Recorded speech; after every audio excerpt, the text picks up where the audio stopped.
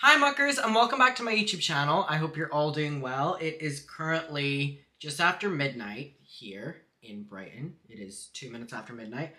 And so it makes it Tuesday the 4th of October, and I wanted to make a video for my second channel because I really have been wanting to get back into my second channel again, and I've been posting a lot of content that I wanted to post on my second channel on my main channel, and I really do want to devote a lot of effort to this channel because it very much so reminds me of my earlier days on YouTube where I would just sit down and film and talk and stuff. And my friend just texted me, which is unexpected. Oh, it's my friend Kat. And she just texted me a picture of one of the framed photos that I did when I sold merch. And I sent her one because she actually bought one. She has it framed in her room. And I know a lot of people do, which is crazy. One thing I do want to ask is, obviously I printed out a lot of the signed photos for the meetup in New York, and I gave a lot of them out, which was great because thankfully people came, and it was great to hang out with people. It was not only the best birthday of my entire life, but just one of my favorite days because we went and got coffee after it and just great conversation. And oops, sorry, I am gonna mute my phone because that's Kat texting me a lot now. Sorry. So I was wondering if people would want me to do that again as because I don't do merch, right? So I was wondering if people would want me to put them up like I had done ones in the past, and kind of if you want one, you want one, and if you don't, you don't. So yeah, I'm considering that. So if you watch this and that's something you're into, let me know. Because I have a lot of them now that I'm wondering what I want to do with them. So let me know. Also, I do have things to talk about, but I have a bunch of this in front of me, which is a bunch of lip products, and I just kind of briefly want to show you them. So whenever I was in America, the only thing I do in America is go into the beauty shops because they're so much better than the ones in the UK in my opinion.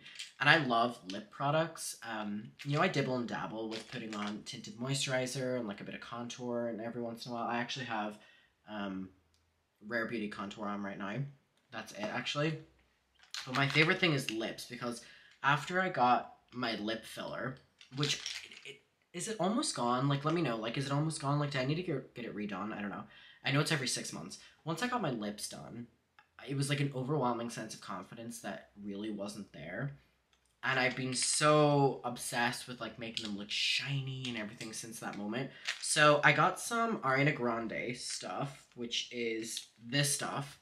So the packaging is really cute, actually, and it's lip oil, but tinted. It's very light, though. You really don't see the color. These are basically the same thing.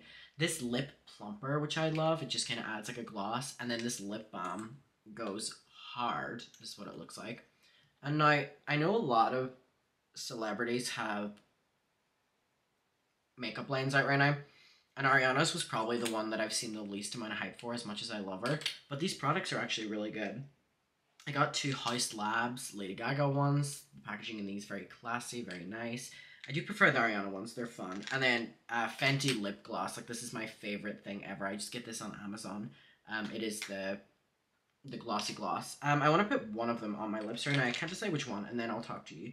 I haven't used this House Labs pinkish one, so we may as well use that. Okay, so let me just put them back here. I'm gonna have to throw them. Oh my goodness. Okay, while I put this on, ooh, the applicator is really interesting. Let me see. I'm trying to use the viewfinder.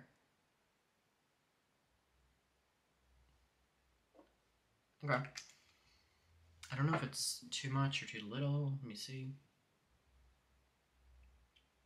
These barely color. Anyway, I like them. So, it's the start of October. We're almost at the end of the year, which is crazy. And the end of the year is such a hit or miss period for me. It's always my favorite time of year, and then it comes around and I either go one of two ways with it. I either love it or I hate it. This year I'm feeling optimistic for it, but I remember last year I really struggled during this period. I don't know, whenever it's dark, it's depressing. You limited sunlight, rainy weather, you can't go out as much, there's limited things to do. It's very hard to go out with the dogs whenever, it's really rainy and stuff like that, because Bonnie doesn't like it, and it's just like, and then on top of that, just like the overwhelming sense of like darkness around the end of the year. There's also a lot of stress comes with like holiday time and end of year stress. A lot of people experience anxiety around the ending of the year and the start of the new year. A lot of people put expectations on themselves, and so I don't know. I really do be hit or miss with it, and I think this is the first year that I'm probably going to spend the least amount of time at home for Christmas, which is upsetting because the last year was I was only home for Christmas, like back in Ireland, for like 4 days, or 5 days, or 6 days. I think I'm gonna have to go for like 3 or 4 days this year just because um, the animals. It's easier to get a cat sitter than it is a dog sitter, and I am at my wit's end with dog sitters. So I just got back from New York, and I've been back for 2 days, and it has been nightmarish 2 days. Um, so I had them at a dog sitter that has looked after them before, and when I pick them up, they seem happy, they seem great. However, noticeably, Dolly's like screaming when she sees me, and I thought that she was just like really excited to see me. Whenever I got them into the apartment, keep in mind the cats, whatever, I'm petting with them, I'm playing with them, probably for like an hour before I'm really petting Dolly, who's on my lap, and I look at her, and she's really dirty, like really, really, really dirty, and I'm like, what the fuck is going on? And then I'm like inspecting her, and I was like, oh, she was probably just running around on like a field or in the park, and she got dirt on her. No, I end up like really inspecting her because I'm really hygienic when it comes to my animals. Like something that really stresses me out is like animal smell or like animals like being dirty. Like I'm a very clean person when it comes to the animals, and we're in a great routine. So like seeing them in this, I'm like, we need to bathe you immediately. So I'm like looking, and this thing runs over her fur. And I'm like, what the fuck is that? Another. She's riddled with like bugs, including fleas. And keep in mind, my animals are monthly treated, with everything, for everything. However, the dog sitter, her animals obviously had fleas. And she's now given them to my per fucking angels.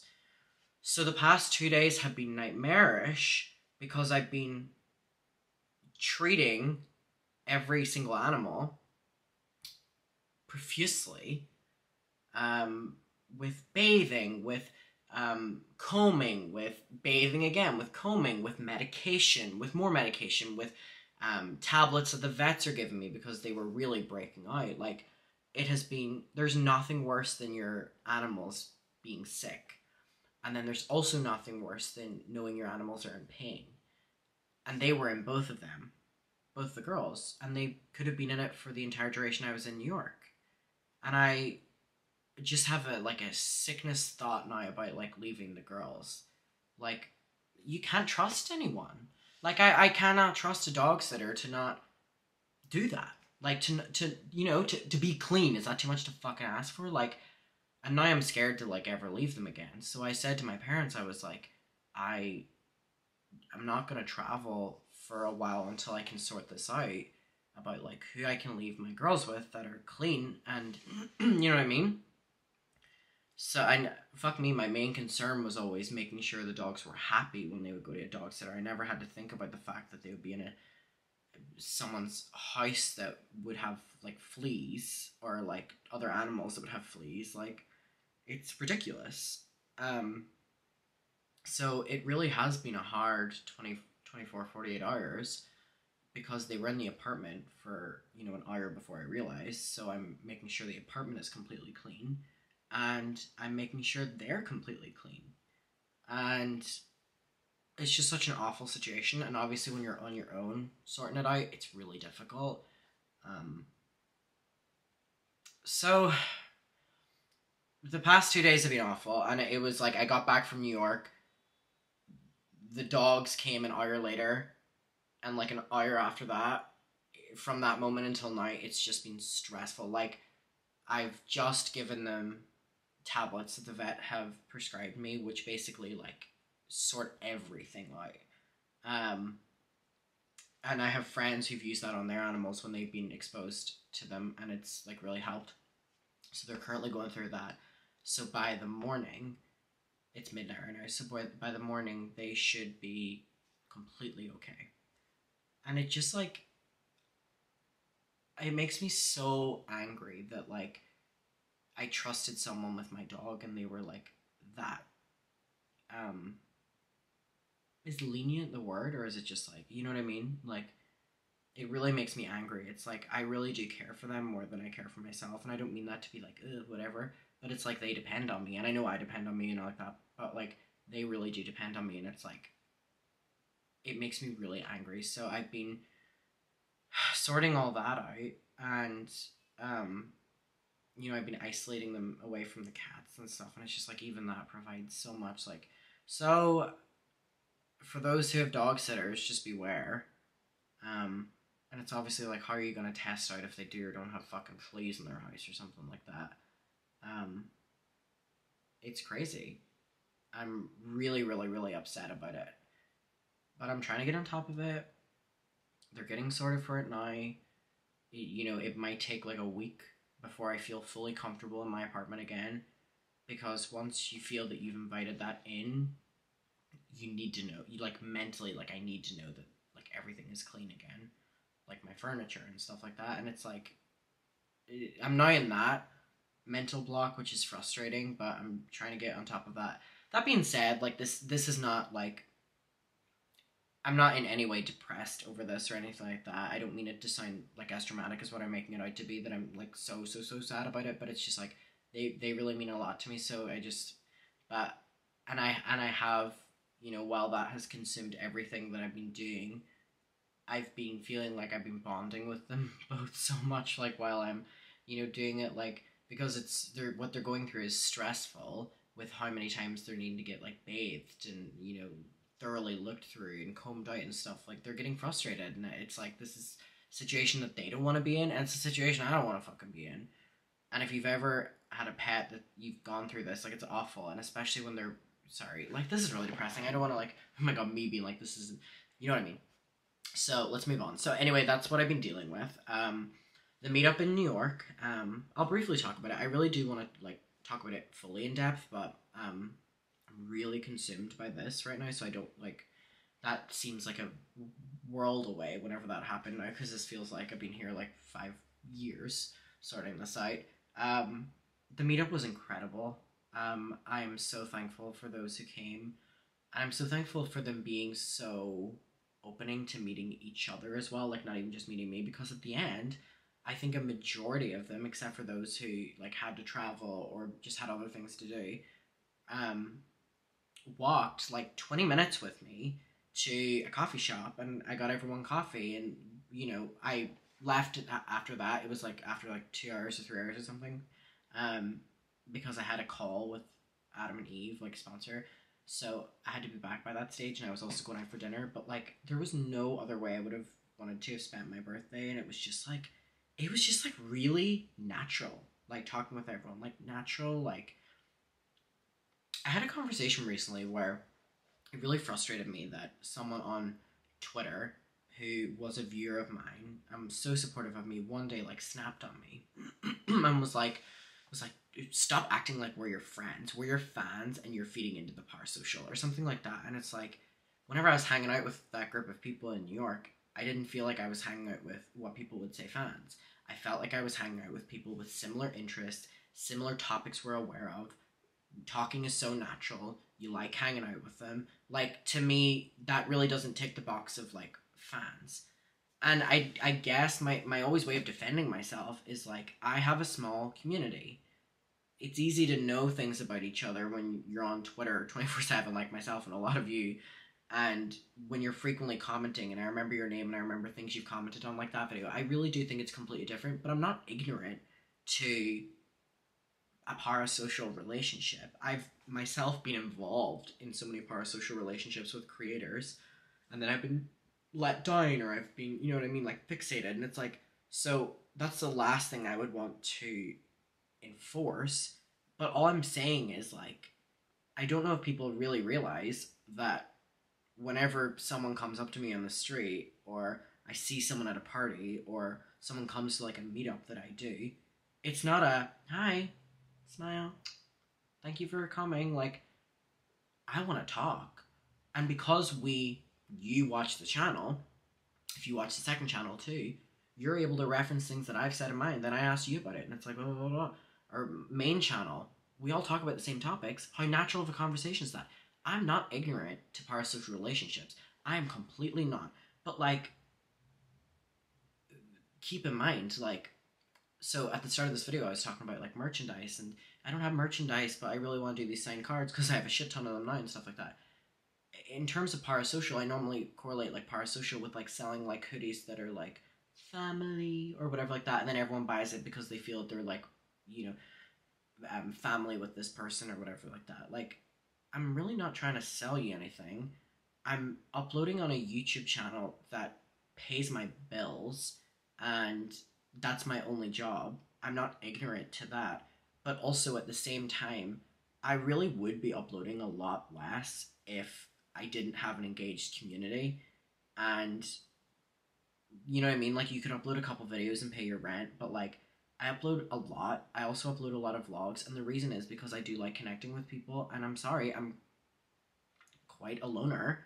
I don't hang out with that many people except for on like the weekends, or you know, if it's someone's birthday week or whatever like that. Like, I really do spend a lot of time with just me and the dogs. So this is really like a side of a community that I feel like I've built, and it's always been my dream to have a YouTube channel, and it's like I really like worked on it to be able to create a bond with the people that watch. And it's like, I don't know, I hope people see it like that. And I know a lot of people were saying that. And actually, I do want to pull up, someone had put on their Instagram story the night of the meetup and had said something that I sent to my parents, and I was like, how sweet is this?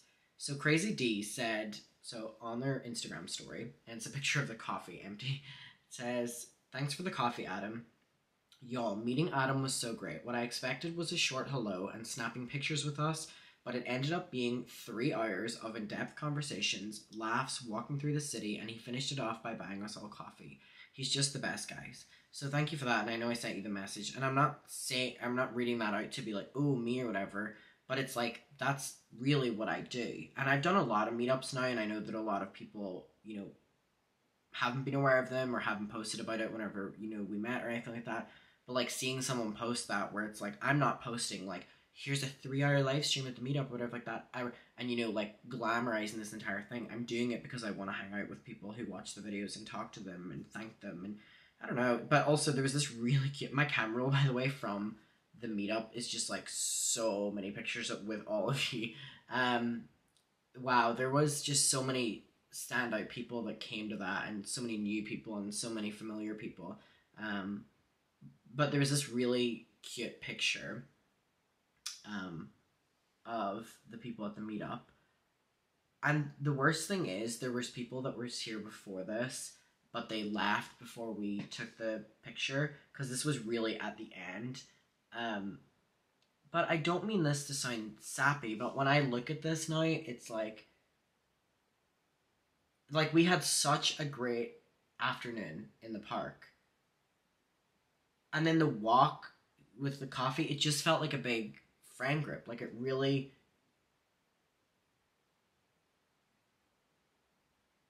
was a great, great, great, amazing day. And I thank everyone in this picture who came, and I thank the ones as well that left before, but we had a great time hanging out as well. This was literally just like, if you've, you know, spare like 30 minutes on top of this, like, let's go get the coffee. The per worker, when we walked in, like, there was this big group of us, and we walked into this like really small coffee shop. I felt so bad, and it was just like one worker on. I felt so bad, but he was loving it. He was like, hit me, hit me, hit me, hit me. It was great.